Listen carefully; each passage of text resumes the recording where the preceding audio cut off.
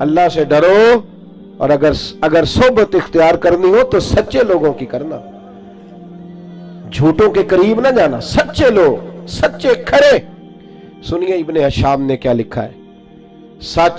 کا معیار کتنا بلند ہوتا ہے اور یہ قربانی کتنی مانگتا ہے۔ حضرت اسماء بنت ابی بکر صدیق رضی اللہ تعالی عنہا فرماتی ہیں کہ میرے ابا جی نا میری ڈیوٹی لگا کے گئے تھے کہ بیٹے میں حضور علیہ السلام کو لے کے غار ثور میں جا رہا ہوں تو میرے نبی کریم کو نا تازہ کھانا ملنا چاہیے۔ یہ محبت کا لفظ بولنا بڑا آسان ہے پر اس کی پاسداری بڑی مشکل ہے، اوہو بڑی مشکل۔ تازہ کھانا، آج نا حاجی سویرے سویرے جاتے ہیں عمرے والے اور صبح صبح 2-4 بوتلیں لے جاتے ہیں، غار ثور پہ جا رہے ہیں۔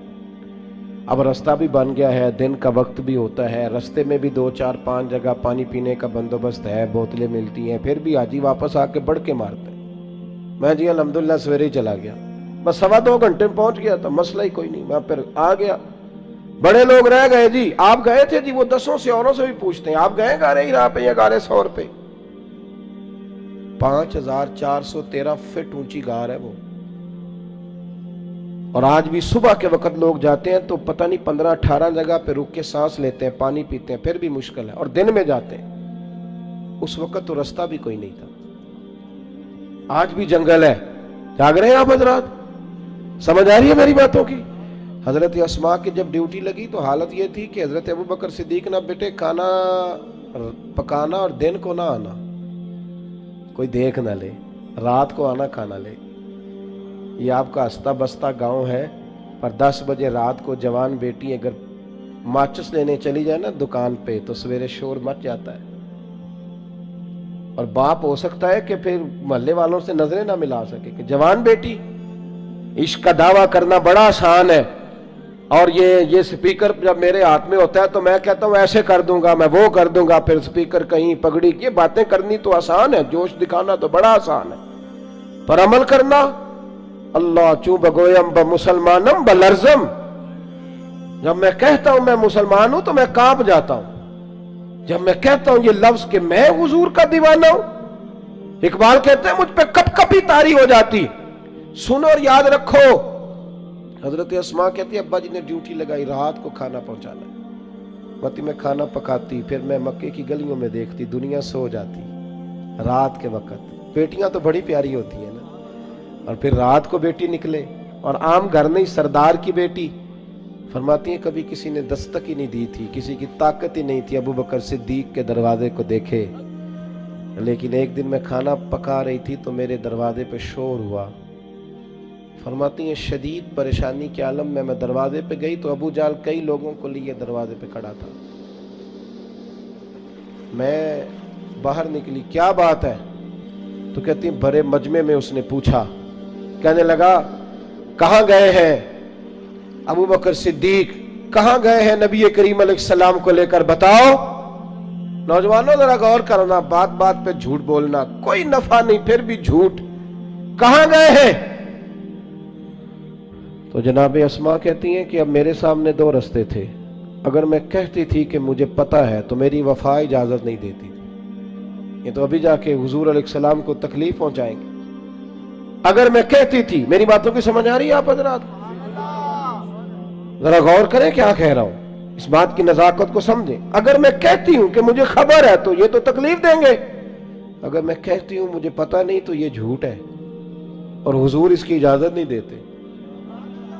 کتنا مشکل کام ہے، کہاں کھڑے ہو کہ کہاں سچ بولنا، اس معیار پہ، اس میدان پہ سچ بولنا۔ کہتی ہے مکے کا چوک، چاروں جانب دشمن اور میں اکیلی، اور وہ بھی عورت۔ فرماتی ہیں پھر میں نے اپنی ساری ہمت جمع کی، ساری طاقت اکٹھی کی، میں نے فیصلہ کیا کہ میں جھوٹ نہیں بولوں گی کیونکہ میں ابو بکر کی بیٹی۔ فرماتی ہیں میں نے ارادہ کر لیا، اب میں وفا بھی بچاؤں گی، دین بھی بچاؤں گی۔ اس نے پوچھا بتائیے کہاں ہے، جب زور سے بولا تو میں نے کہا ابو جان سن، پھر سن، مجھے خبر ہے وہ دونوں کہاں ہیں، پر تیرے اندر طاقت ہے تو پوچھ کے بتا، میں تمہیں بتاؤں گی نہیں وہ دونوں کہاں ہیں، ہے طاقت تو پوچھ کے بتا۔ ہاں جے محبوب بلاوے ایک دم تے سر نو پیر بنائیے، وہ سر منگے تے سر دے دئیے پھر کدے بھی دیر نہ لائیے تے یار دا کدے بھی گلا نہ کریے پاواں سینک دے ہی مر جائیے او سجنا یا تے لائیے ہی نہ تے جے لائیے تے پھر توڑ نبھائیے کہا بتاؤں کہ نہیں بھرے بازار میں مکے میں ابو جال کو یہ بات کی جب انسان دلیلوں سے عاجز آتے ہیں پھر لڑائی کرتے ہیں دلیل پاس نہیں ہوتی پھر لڑائی کرتے ہیں ابو جال نے ایک تھپڑ مار دیا بیٹی کے منہ پر فرماتے ہیں کبھی کسی نے دروازے کو نہیں دیکھا تھا تھپڑ لگا تو میں زمین پہ گری نیچے پتھر تھا میرا کان پتھر کو لگا تو بالی پھٹ گئی خون نکلا جناب اسماء کہتے ہیں میں اسی حال میں پھر اٹھی لوگ ابو جال کو پکڑ کے لے گئے تو عورتوں کے منہ لگتا ہے چل یہ عربوں کا شیوا نہیں اس کو لے گئے کہتی ہیں میں اسی حالت میں اٹھی خون صاف کیا پھر منہ پہ چادر لپیٹی پھر کھانا پکایا پھر میں نے زیادہ اندھیرا کرنے کی کوشش کی جب لوگ سو گئے چہرہ لپیٹ کے میں غار ثور تک گئی فرماتی ہیں جب میں وہاں پہنچی تو پہلی نظر جناب صدیق اکبر کی لپٹے ہوئے چہرے پہ پڑی پتر خیر ہے تو بھی یہ ٹھیک ہے پتہ ہے نا بیٹی تو رات کو ٹیلی فون پہ صحیح بات نہ کرے تو ابا سو نہیں سکتا ساری رات پتہ نہیں ان کڑی نو کی گل ہے بولی نہیں صحیح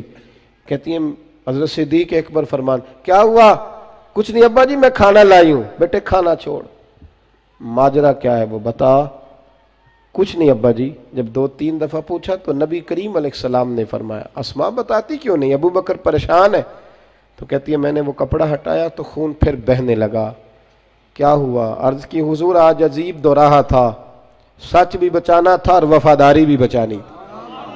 عجیب معاملہ تھا سچ بھی بچانا تھا اور وفاداری بھی حضور اللہ نے فضل کیا ہے میری دونوں چیزیں بچ گئی سچ بھی وفا بھی میں بچا کر کے آئی ہوں حضور اس نے تھپڑ مارا ہے تو کان پھٹ گیا ہے حضرت صدیق اکبر کی آنکھوں میں بھی آنسو چمکے پر قربان جائیں جو دعا میرے نبی پاک نے دی نا تو فرماتے ہیں آنکھوں میں آنسو تھے پر لب مسکرانے لگے حضور نے ہاتھ اٹھا کے فرمایا اے اللہ میں ابو بکر سے راضی ہوں تو بھی اس سے راضی ہو جا اے اللہ میں راضی او بھائی انہوں تو سچ کے رستے میں مار کھائی یہاں کیا عالم ہے ہمارے اخلاقیات شروع اس بات سے ہوتے ہیں کہ ہم بڑی لچھے دار بات کرتے اخلاقیات کا معنی یہ ہے کہ ہم لوگوں کو شیشے میں اتارنے کا فن جانتے اخلاقیات کا معنی یہ ہے کہ ہم دوسرے کی نفسیات پہ صحیح قبضہ جما لیں گے پہلا معاملہ اخلاق کا پہلا جو سچ بولنا دیانتداری سے رہنا